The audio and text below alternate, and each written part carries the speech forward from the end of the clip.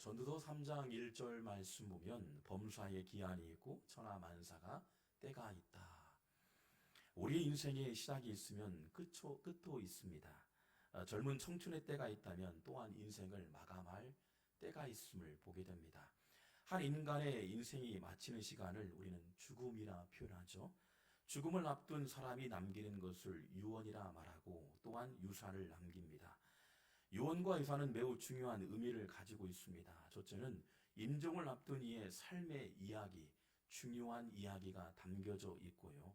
둘째는 자녀들 또한 후대들이 계승해야 할 의미가 담겨져 있음을 보게 됩니다. 오늘 파란만장한 인생을 살아간 사람 유언이 소개됩니다. 여호수아 23장 말씀 보면 8절 말씀 보면 오직 너희 하나님 여호와께서 가까이 하기를 오늘까지 행한 것 같이 하라. 오늘까지 행한 것 같이 하라. 바로 여호수아의 유언입니다.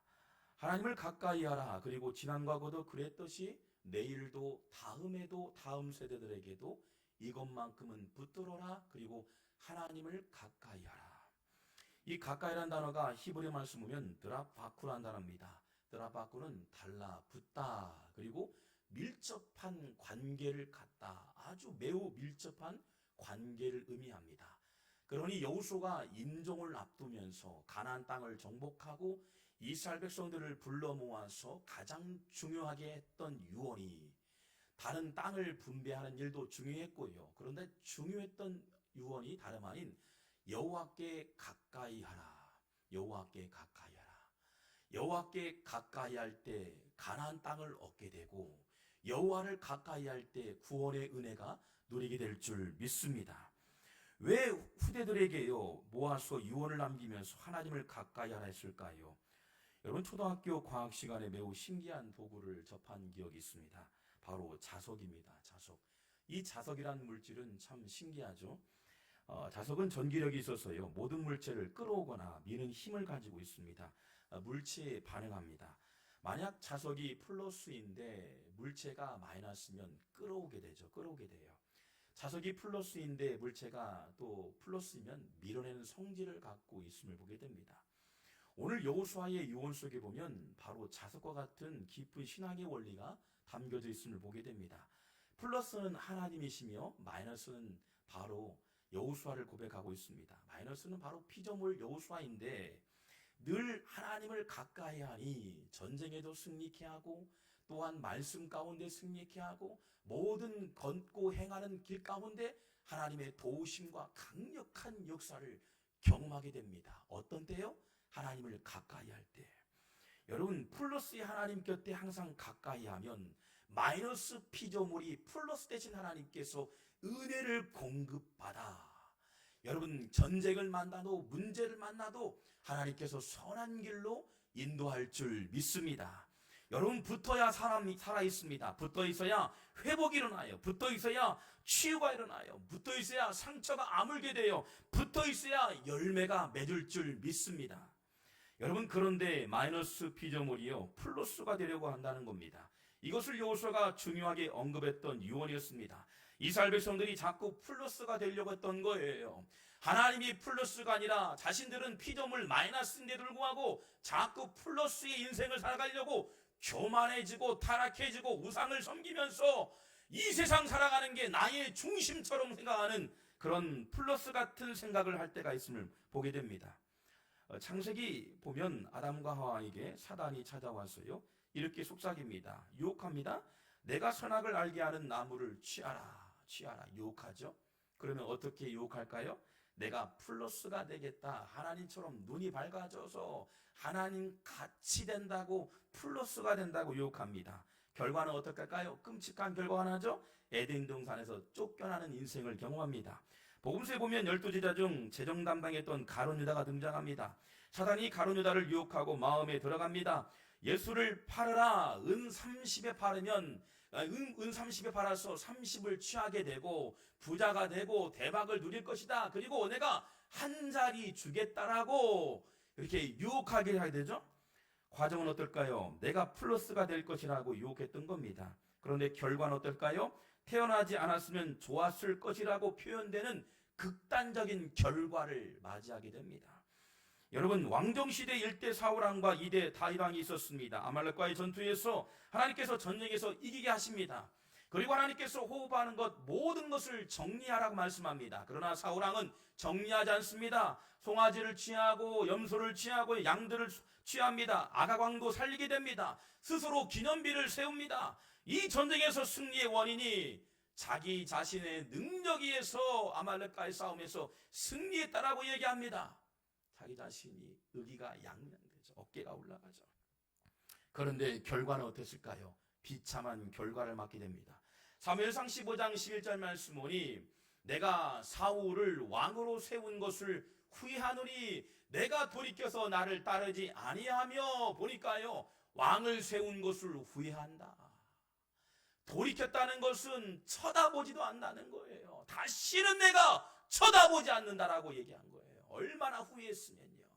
하나님 말씀대로 아가강을 처단하고 수많은 경쟁에서 취했던 것을 다 진멸해야 할 텐데 순종하지 않았던 사울왕의 경고했던 메시지입니다.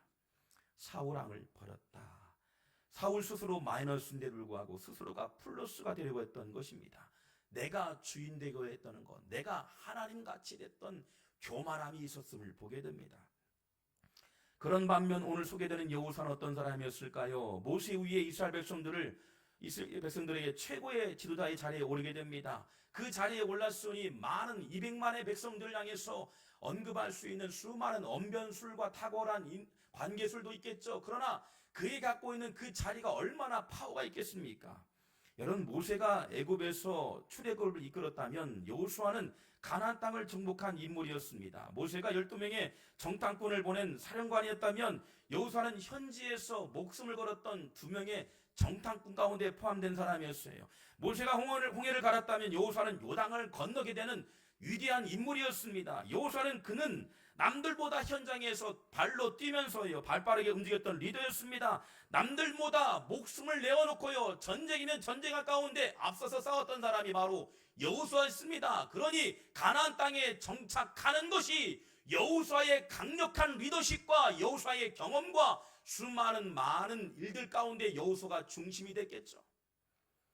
여러분, 여호수아가 플러스가 되어야 하고 여호수아가 박수 받아야 할 그 자리에 올랐으니 얼마나 좋겠습니까? 그러나 여호수아는 단 한 번도 자기 자신은 마이너스라고 얘기합니다. 플러스가 아니라고 말합니다. 나는 마이너스입니다. 나는 마이너스입니다. 오직 플러스는 하나님이십니다. 하나님이십니다. 여러분, 하나님 말씀에 순종하는 마이너스라고 고백하는 여호수아의 고백, 그 고백이 여러분의 고백, 저와 여러분의 고백 되길 주의 이름으로 축원합니다.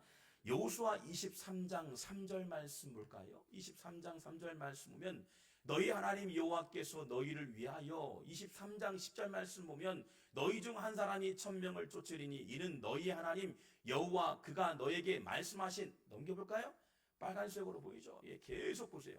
23장에 보면요, 계속적으로 연거푸 너희 하나님이 전쟁에서 승리케 하시고 모든 문제마다 해결하게 하시고 모든 전쟁을 만날 때마다 지혜와 능력을 주셨다. 누가요? 여호수아가 아니었어요. 여호와사는 계속해서 연거푸 하나님이 함께 하셨습니다.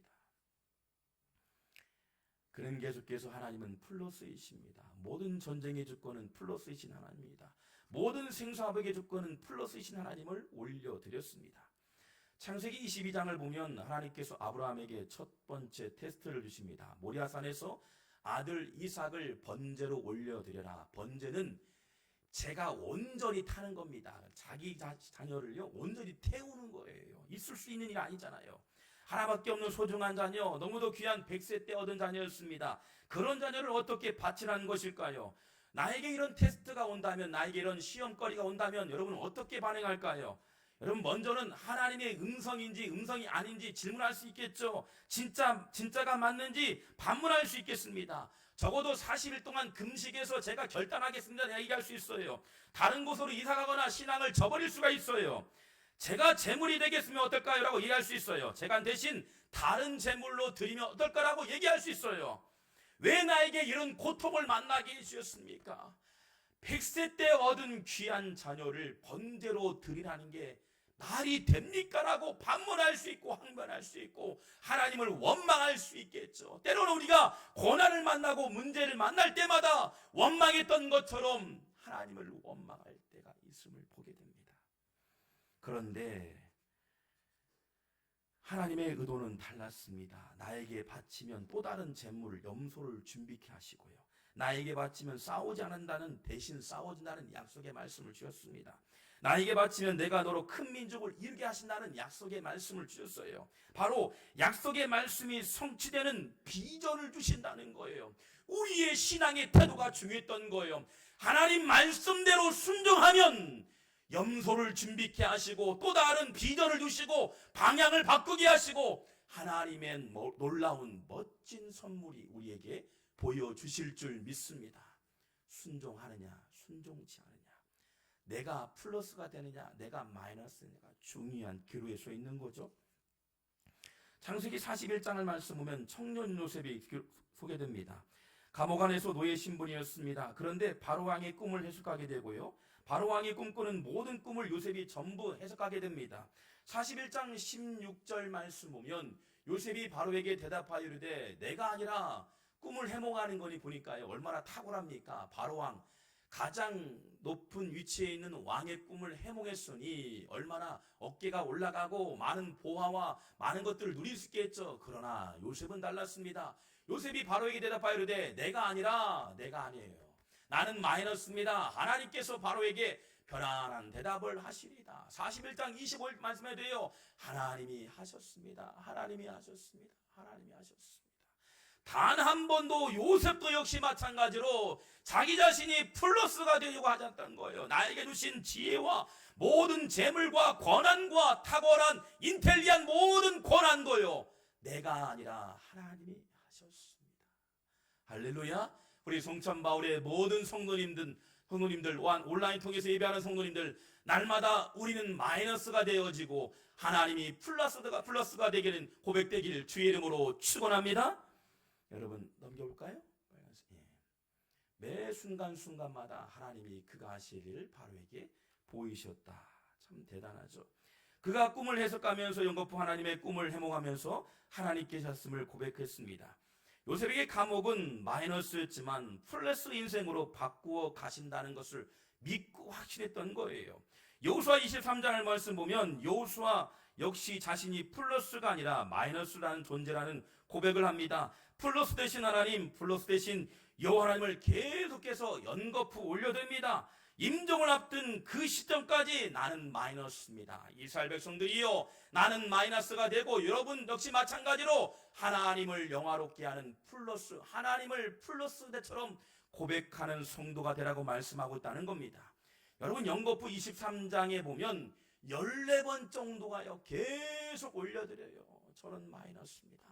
하나님은 플러스이십니다. 하나님은 플러스이십니다. 그리고 24장에도 계속적으로 16번 정도 계속 하나님이 하셨습니다. 하나님께서 함께 하셨습니다. 하나님께서 도와줬습니다. 여호와 하나님께서 우리와 함께 하셨습니다라고 고백한 줄 믿습니다. 여호와의 유언의 핵심적인 내용의 단어를 보면 여호와께서 너희를 위하여, 여호와께서 우리를 위하여, 여호와께서 송천바울의 성도를 위하여 우리에게 약속의 말씀을 주실 줄 믿습니다. 할렐루야. 여호수아는 하나님께서 앞서 일하심을 신앙의 유산으로 남기고 싶었던 거예요. 임종을 앞두니 땅을 분배하고 이렇게 하면 잘 될 거라 얘기하면서 가장 중요한 핵심 키워드가 다름 아닌 유언을 남겼는데 큐원이 다름 아닌 하나님을 영화롭게 하는 것, 하나님을 온전히 플러스되게 하는 고백, 바로 예배의 생명을 걸었던 여호수아의 고백임을 보게 됩니다. 여러분 오늘 나는 무엇을 남기려 합니까? 세상에 흔적도 없이 사라진 유산을 남기는 겁니까? 아니면 영원히 지워지지 않는 믿음의 유산을 남길 것인가? 다시 한번 고민했으면 좋겠다 생각됩니다. 얼마 전에 친구 목회자가 여수의 한 교회에 부임하게 되었어요. 부임하게 되어서 거리를 두고 또 얘기하고 또 덕담을 나누는데요. 그 교회를 보니까 여수 참 좁은 교회더라고요. 여수 역시 마찬가지로 전주시와 마찬가지로 한 30만이 되는데 전시 한 60만 가까이 되죠. 그런데 교회가 참 많습니다. 신앙이 참 뜨거워요. 그리고 바닷가인데도 불구하고 교회가 참 많습니다. 그 교회도 보니까 지하가 있고 약 3층 정도의 제가 그려가는 꿈꾸는 교회, 그 정도의 사이즈 교회인데 2층에 본당이 있더라고요. 그런데 1층에 이렇게 응접실이 있고 또 이렇게 교육관이 있고 시설이 있어요. 그런데 2층으로 올라가기 전에 제가 마음에 참 깜짝 놀랐어요. 그 교회 이야기를 들어보니까 그 교회가 세워질 때 많은 사람들이 기도해서 벽돌 하나에 벽돌을 올리더라고요. 그리고 많은 여수시의 사람들이 모여서 뜨겁게 기도하고 불을 지폈던 기도의 야성이 있는 교회. 그런데 교회가 얼마나 뜨겁던지요. 그런데 코로나인데도 불구하고 교회가 잘 모이지 않잖아요. 저희 교회도 새벽 예배 보면 한 15분에서 16분이 모여셔요. 참 감사하죠. 너무 감사해요. 그런데 그 교회가요, 수많은 교인들이요, 새벽에 그렇게 뜨겁게 기도합니다. 어떤 기도를일까?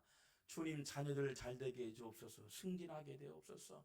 하나님, 범사가 잘되게 하여 주실 줄 믿습니다라는 기도 제목도 있지만 한국 교회를 위해서, 대선을 위해서, 이 대한민국을 위해서 기도하는 야성이 얼마나 뜨거운지요. 제가요, 창피하더라고요. 미안하기도 하고. 그렇구나. 야, 그 목사님이 그래요. 친구 목사님이 우리 교회가 참 감사하다고. 정말 뜨거운 교회 부임해서 내가 너무 감사하다고. 그런데 한국 교회를 위해서, 한국 사회를 위해서, 이 나라 정치인들을 위해서 기도하는데 너무 뜨거운 교회였습니다. 그런데 그 2층으로 올라가는 그 위에 보니까 이런 문구가 딱 떠오더라고요. 넘겨볼까요? 예. 야, 실제 새벽 기도는 후손에게 물려줄 가장 큰 믿음의 유산입니다. 거기에 보니까요, 권사님, 장로님, 집사님 대대로 자녀들이 잘 출석하고 있어요. 얼마나 뜨겁게 예배를 드리는지요. 믿음의 유산입니다. 새벽을 깨우는 그 정신, 교회를 사랑하고 한국 교회를 사랑하고 대한민국을 사랑하는 그 정신이요. 교회가 그러니까 뜨거울 수밖에 없는 거예요. 코로나 시대에도 수많은 사람들이 와서 예배하며 기도하면서요, 이번 철저하게 하나님을 경배했던 그 교회 얼마나 뜨거울까. 여러분, 저는 기대합니다. 수많은 어머니 아버지가 새벽을 깨워 자녀들을 위해서, 다음 세대를 위해서 한국 교회를 위해 기도하고 있다는 사실, 저도 마찬가지로 해요. 우리 교회도 역시 마찬가지로 해요.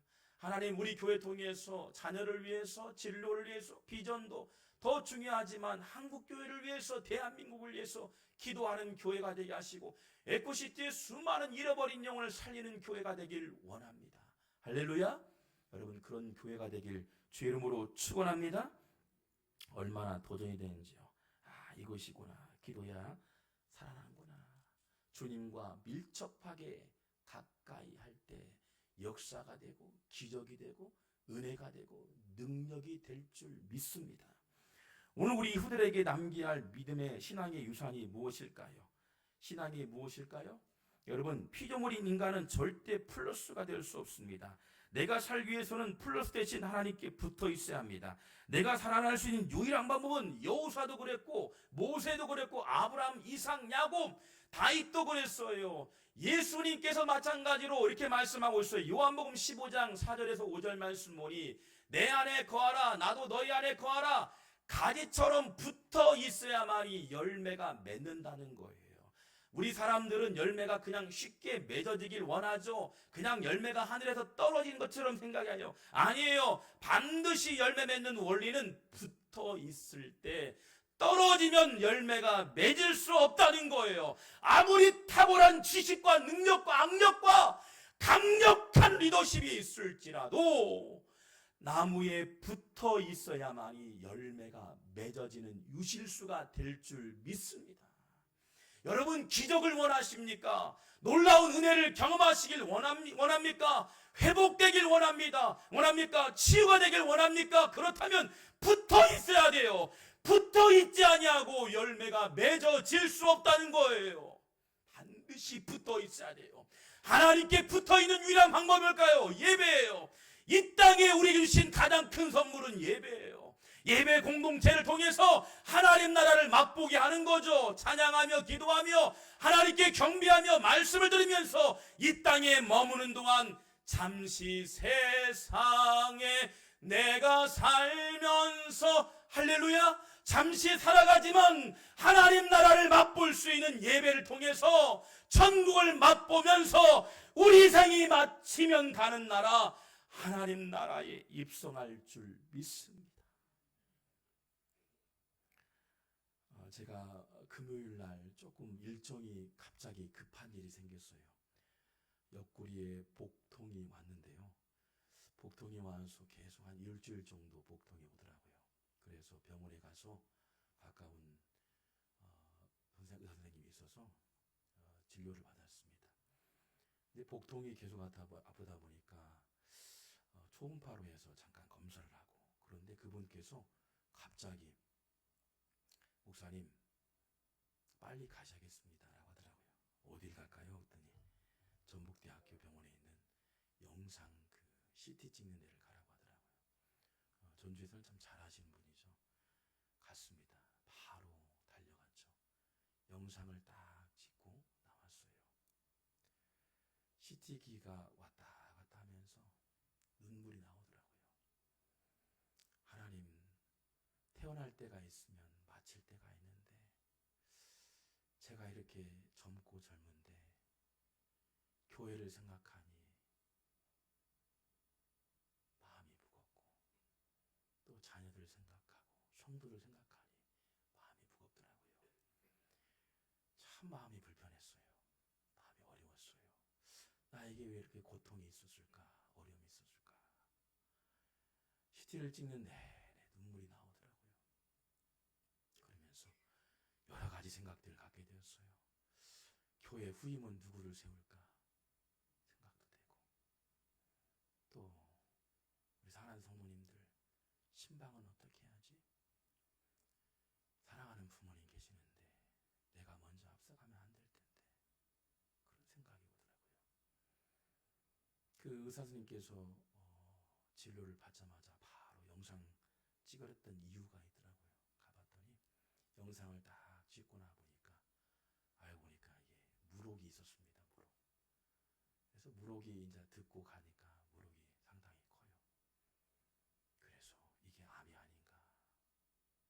근데 결과는 보니까 암이 아니더라고요. 할렐루야? 암이 아니었어요. 근데 그 순간 제가 스쳐가는 게 너무나 마음이 아팠어요. 지난 새벽에도 우리가 마태복음 강의하면서 말씀드렸지만 이 자리에 여러분이 앉아있지만 모두가 천국에 입성했다고 생각하지만 천국에 입성해보니까 오셔야 할 분이 없다고 생각한다면 얼마나 비역이 있습니까?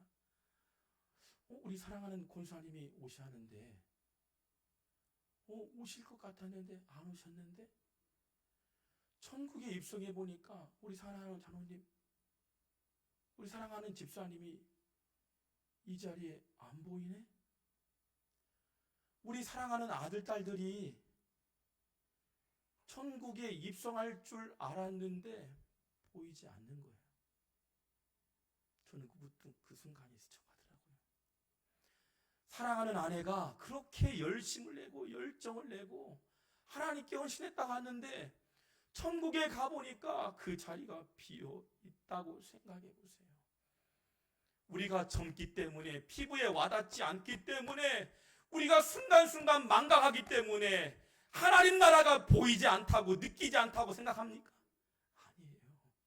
우리가 젊기 때문에 아직 멀은 관계라고 생각하기 때문에 지금 당장은 대충 믿으면 된다고 생각하기 때문에 그렇게 생각하나요? 아니라니까요. 누구도 우리 인생은 장담할 수 없더라고요. 순간 누워있으면서요 별 생각이 나더라고요.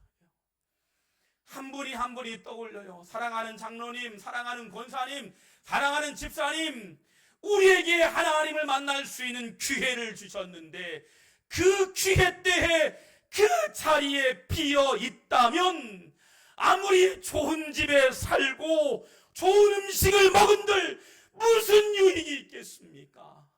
우리가 이 땅을 살아가면서 아니 많은 것들을 배우고 많은 것들을 누리고 호모하시 없면서 많은 것들을 배우고 누린들 우리가 무엇은 소용이 있을까요? 그 생각이 이 땅에 머무는 동안 우리가 무엇을 남겨야 할까? 진짜 남기는 게 무엇일까? 생각해 봅니다. 여러분 후대들에게 남겨야 할 유산이 뭘까요? 아파트가 될 수 있고 땅 문서가 될 수 있고 좋은 권한의 위치가 될 수 있고 지금도 많은 세상 사람들이 그것을 얻기 위해서 부단히 노력도 하고 심지어는 생명을 걸고 그렇게 살아가는 사람도 있죠. 그러나 우리 한번 진지하게 생각했으면 좋겠어요.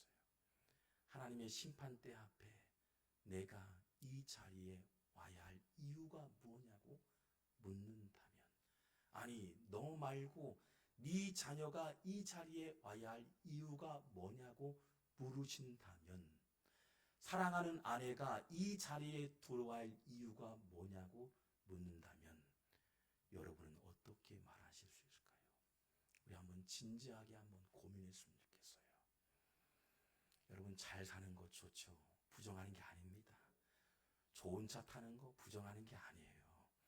우리 인생 잠시간인데 잠시 있다가 여행하는 시간일진데 생이 마쳤을 때 천국에 다 입성했는데 그렇게 사랑하는 남편, 아내, 자녀가 천국의 자리가 비어있다면 여러분 얼마나 끔찍할까요? 우리 한번 신앙생활 잘했으면 좋겠어요. 열심을 냈으면 좋겠고요.